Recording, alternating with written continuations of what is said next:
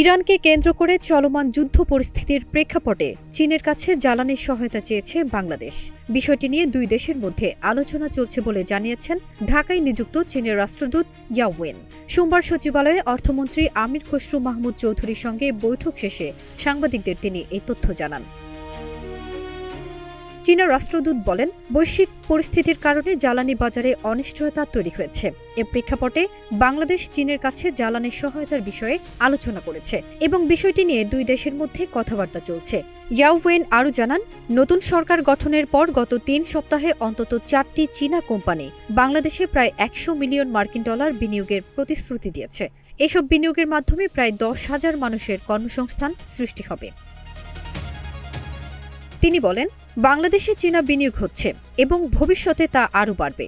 এছাড়া তিস্তা প্রকল্প বাস্তবায়নে চীনের আগ্রহের কথা পুনর্ব্যক্ত করেন রাষ্ট্রদূত। তিনি বলেন, তিস্তা প্রকল্প বাস্তবায়ন চীনের অগ্রাধিকার তালিকার অন্যতম একটি বিষয় এবং এ বিষয়ে বাংলাদেশ সরকারের সঙ্গে আলোচনা অব্যাহত রয়েছে। ফারজানা নিকিতা, নাগরিক প্রতিদিন।